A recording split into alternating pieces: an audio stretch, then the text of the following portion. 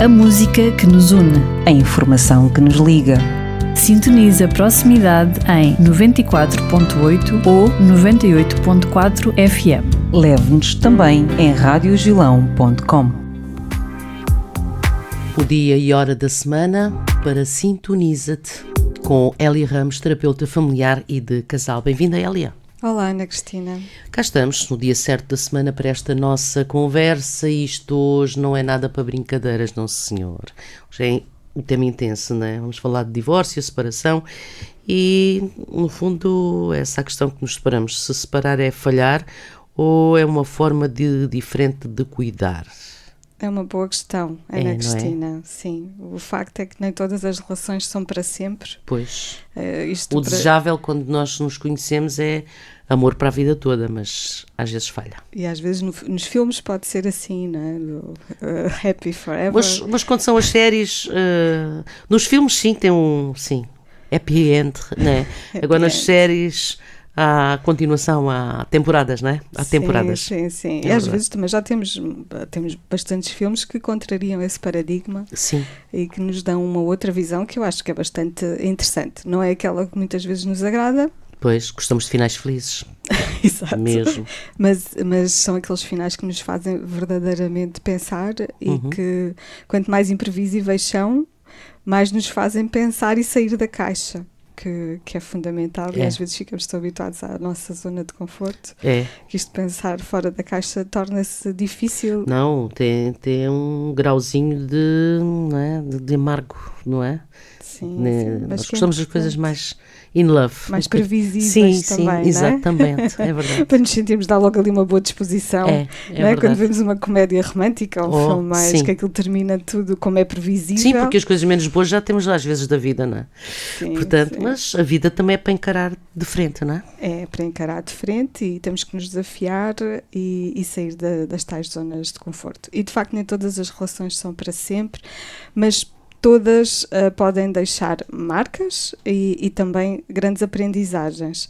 Hoje vamos olhar para a questão da separação ou do divórcio como um processo relacional, não é só um evento, um acontecimento de vida, mas é um processo relacional que na abordagem sistémica nós olhamos para o divórcio como, não como um momento isolado, mas como uma reorganização do sistema familiar.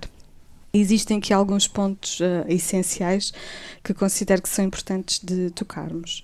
Um casal termina, e às vezes as pessoas têm a ideia de que a família termina ali com o término da relação, mas não é um facto, não é isso que acontece.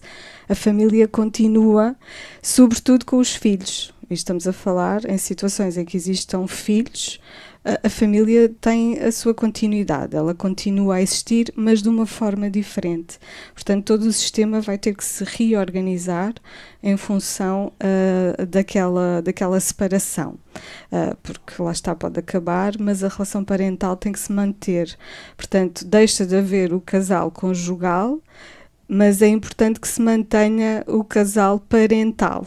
E aqui já estamos a falar aqui de uma coparentalidade, que às vezes, em certas situações, em detrimento daquilo que acontece no processo do divórcio, acaba por ficar comprometido, não é? Esta coparentalidade. Porque o sofrimento não vem só da separação, mas da forma como ela é vivida. Por mais duro que seja, de facto é um processo relacional que provoca sofrimento em todos os elementos, no casal, nos filhos, na família de origem, porque há uma ligação.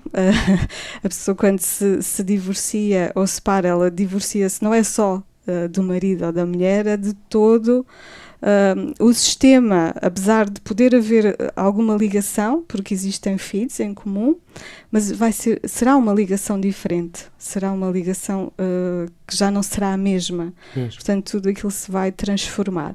O que não quer dizer que seja mau, o que não quer dizer que seja algo destrutivo e algo que seja para o mal-estar. Muitas vezes é o contrário, porque quando não funciona, quando a relação não funciona, o melhor que se pode fazer é efetivamente a separação e E se os pais estiverem bem, os seus filhos serão felizes.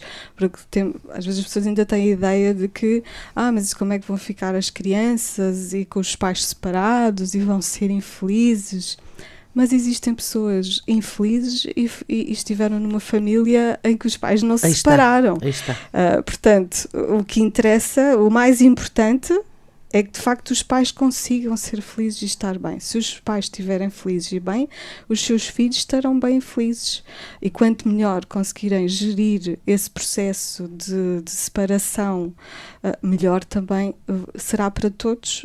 Portanto, lá está, este processo é mesmo muito, muito importante. Separar-se é como desmontarmos uma casa onde duas pessoas viveram e que não se trata apenas de sair, mas de decidir o que é que se leva, o que é que se deixa, como é que se fecha a porta.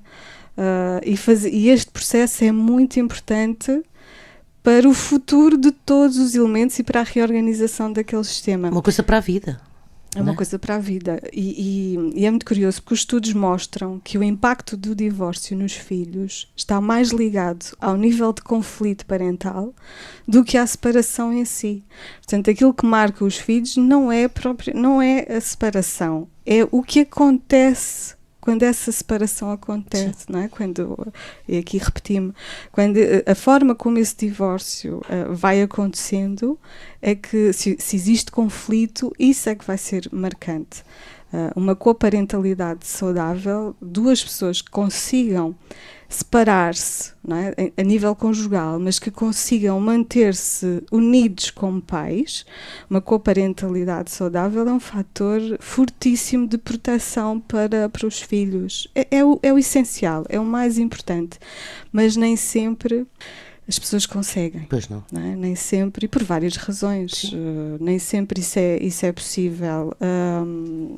Mas existem aqui também algumas coisas que fazem com que às vezes a separação se possa tornar destrutiva.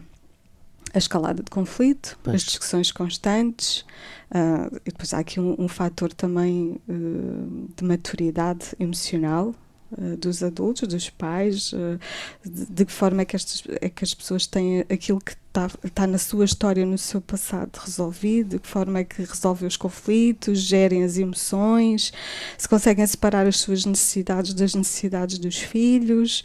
Portanto, há aqui todo um jogo de cintura que às vezes é difícil. De que forma, o que é que provocou a separação? Claro, também exatamente o motivo. O motivo, se as pessoas estão magoadas, se resolveram ou não aquela mágoa. Se partiu de traição, como nós vimos de semanas anteriores, não é? Fica complicado. Sim, se aquilo não está digerido, se de facto não está integrado na história que aquele casal viveu e no momento atual, isso de facto pode provocar aqui grandes escaladas de conflito e as pessoas deixarem de conseguir ver o que é que realmente importa, porque não é fácil, lá está, todos estão a sofrer e às vezes as emoções, quando não estão a ser bem geridas, as pessoas perdem a clareza. É fácil perder clareza quando estão a viver uma intensidade enorme e várias emoções ao mesmo tempo. Às vezes as coisas podem se tornar confusas, a comunicação pode ser hostil ou pode simplesmente às vezes nem existir quando ela é importante que exista. Às vezes pode usar também o passado como arma de arremesso, ou mesmo os filhos. E isto é que... É assim, o passa-palavra entre o teu pai isto, o teu pai isto, a tua mãe e a tua mãe, e é um jogo que pode deixar consequências graves para a vida, não é, da criança. Sim, quando a criança é transformada em pombo-correia, mensageira, e fica ali triangulada, isso é péssimo para qualquer criança, porque os adultos devem ser capazes de comunicar como adultos, independentemente daquilo que exista, e fazer aqui esta separação. Mas pronto, somos humanos e nem sempre isso é possível, e a terapia pode também ser um espaço, um espaço seguro para que o casal faça esta transição entre casal conjugal, casal parental e que termine esta história de casal conjugal da melhor forma possível. que às vezes as pessoas ligam a terapia de casal para trabalhar a relação. Só para salvar um casamento. Salvar, sim, entre aspas, sim.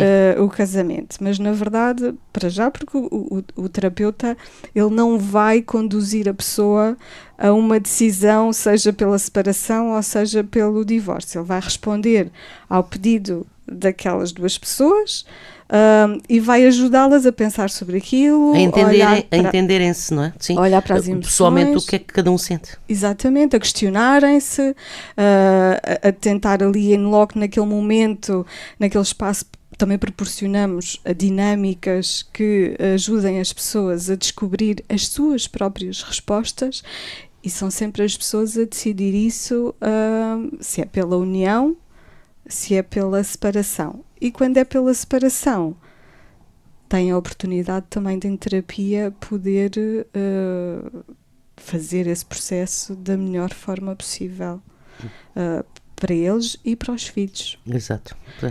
E, portanto, o espaço terapêutico é muito importante para isso. E estou aqui, por exemplo, estou aqui a lembrar-me de um casal que acompanhei, que não conseguia falar sem entrar em ataque. Cada decisão sobre os filhos tornava-se ali um campo de batalha, porque entravam ali numa luta pela razão, e os filhos começaram a apresentar uma grande ansiedade, dificuldades na escola, portanto, toda aquela guerra, naquela batalha que os pais não estavam a conseguir sair, tornou-se, de facto, os filhos depois espelharam tudo aquilo no seu contexto escolar. O que é que se pode perceber, por exemplo, nessa situação? Que aquele conflito acabava por manter o vínculo daquelas duas pessoas, só que de uma forma negativa. Pois, aí está. Às vezes as pessoas dizem, mas eu não quero saber dele ou dela para nada, porque só me está aqui a dificultar a vida. Mas iam-se sempre picando. Exato. E esse picar, o alimentar essa ligação através do conflito, não deixa de ser uma ligação, só que é pela negativa. Pois. É pela negativa. Tanto mal faz às próprias pessoas, o casal, como aos filhos, tanto pior. Faz mal a todos, e é muito importante as pessoas poderem procurar ajuda nesses momentos, porque lá está, as pessoas estão a tentar fazer um processo de separação na prática, não é? Objetivamente, a dividir as coisas mais, não é, materiais, mas depois estão com sérias dificuldades em concretizar a separação emocional. Que muitas vezes as pessoas fazem, não é? Tudo o que é a parte prática das tarefas que são necessárias, todas as diligências relativamente à separação, mas depois em termos emocionais, muitas vezes mantêm-se ligados durante anos, sem conseguir resolver aquilo. Portanto, sem se conseguirem desligar, no fundo. Sem conseguirem desligar-se. Portanto, a separação emocional não aconteceu, apesar da separação formal.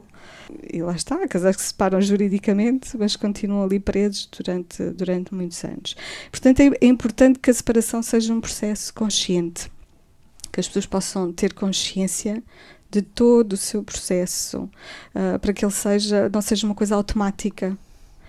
E que as emoções também não andem ali a navegar de uma forma também automática, porque isso pode provocar grandes danos.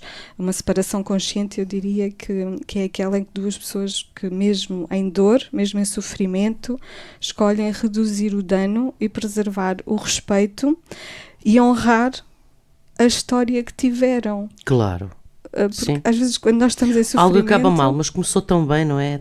Tão bonito, não é? E é fácil nos esquecermos disso, por todos os nossos mecanismos de sobrevivência e a dor que as pessoas estão a viver naquele momento e aquilo que idealizaram e que não foi possível, e depois o sentirem que o projeto, porque quando as pessoas se casam, elas casam-se, a intenção é que aquilo seja para a vida. Claro. É um projeto sério, as pessoas comprometem-se, é uma construção de vida, e às vezes é mais difícil até fazer o luto do projeto do que propriamente da pessoa, da relação, digamos assim, né? Da relação, porque depois é necessário fazer esse luto da relação.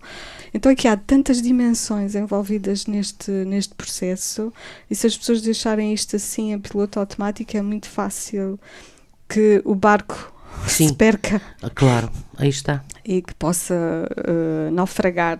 Sim. Portanto, isto exige uma responsabilização individual, que é diferente de culpabilização. Eu acho que a culpabilização não ajuda ninguém. E nós usamos muito esse nome da culpa. Sim, e culpar sempre o outro. Para aliviar a nossa dor, ou para ter a pessoas do nosso lado. E às vezes as pessoas, quem está à volta, também é difícil, porque sentem-se... Conhecem um, conhecem outro, conhecem uma história, conhecem outra, e não sabem para que lado se virar, tendo a noção de que ambos provavelmente têm razão. Mas às vezes é preciso escolher lados. Pois. Em algumas situações bem críticas em que não é possível manter ali o respeito, às vezes quem está à volta, às vezes tem mesmo que escolher lados, porque se não o fizer, corre o risco de deixar a pessoa a quem está mais próxima, que a sua ligação, não é? Começou por ali. Sim.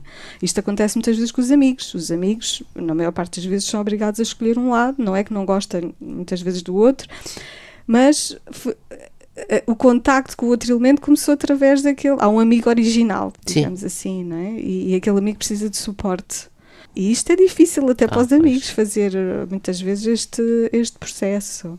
Portanto, é necessário que realmente as pessoas assumam uma grande responsabilização individual por este processo, uma diferenciação emocional, aceitar que cada um sente as coisas de uma forma muito diferente. Não é melhor, não é pior, é diferente. E às vezes, apesar da dor, aceitar isto e respeitar isto pode fazer a diferença. Tentarem ter uma comunicação clara e funcional, porque lá está, se as pessoas não têm consciência daquilo que estão a sentir, se isto não é um processo consciente, torna-se muito difícil ter uma comunicação clara, porque as emoções vão invadir a comunicação. E mais uma vez o espaço terapêutico acaba por ser muito útil, porque há ali uma pessoa, que é o terapeuta, que torna o espaço mais seguro e que de alguma forma ajuda o casal a comunicar de uma maneira mais clara, mais objetiva, porque quando não está a conseguir, há ali um suporte para o fazer.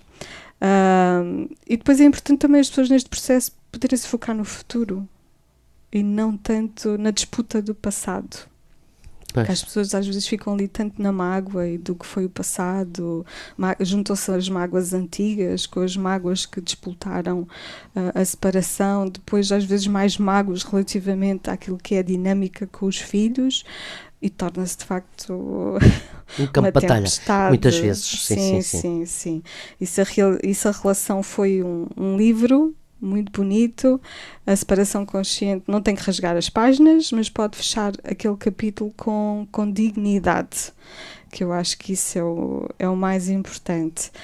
E lá está, depois já é preciso criar regras neste processo de separação consciente para que as pessoas possam fazer um luto saudável da relação e que se possam reconstruir. Separar-se implica perder, mas também implica reorganizar-se. Em tudo, nas grandes mudanças da nossa vida, há sempre perdas, temos sempre perdas e temos sempre ganhos e uma oportunidade de reorganização. E existem várias fases relativamente a este luto, desde a negação, a raiva, a tristeza, à normalização e à reorganização. Porque, apesar da decisão poder ser certa, ela dói, mas isso não significa que seja um erro. E às vezes o processo terapêutico também ajuda muito a separar estas águas, não é? Porque as pessoas, entre a dor, a dúvida se realmente é o caminho certo, se não é, lá está.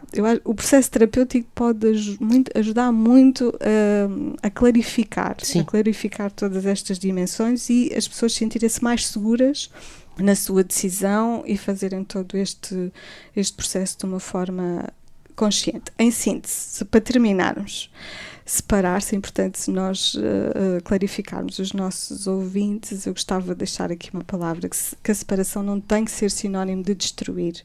Pode ser uma forma diferente de cuidar de si, do outro, dos filhos, e coloco aqui um desafio muito prático. Se os nossos ouvintes, alguém que nos esteja a ouvir, que esteja numa relação em ruptura, eu sugiro que se pergunte o que é que quer preservar dessa história. Que tipo de ex-parceiro ou ex-parceira quer ser? Que memória quer que os filhos tenham desta fase? Porque nem todas as histórias têm finais felizes, é certo? Voltamos ao início, mas podem ter finais conscientes, porque o problema não é o divórcio, lá está, é a forma como nos perdemos uns dos outros durante esse processo. Isso é que de facto pode ser impactante. Agora sim, para finalizar, para a semana. Para a semana vamos falar sobre a importância da saúde mental na própria relação de casal. Olha, que bem. Sim, senhora. Fica a dica. Fica. Até para a semana. Até para a semana. Obrigada, Cristina. Elia. Obrigada a todos. A música que nos une. A informação que nos liga. Sintoniza Proximidade em 94.8 ou 98.4 FM. Leve-nos também em radiogilão.com.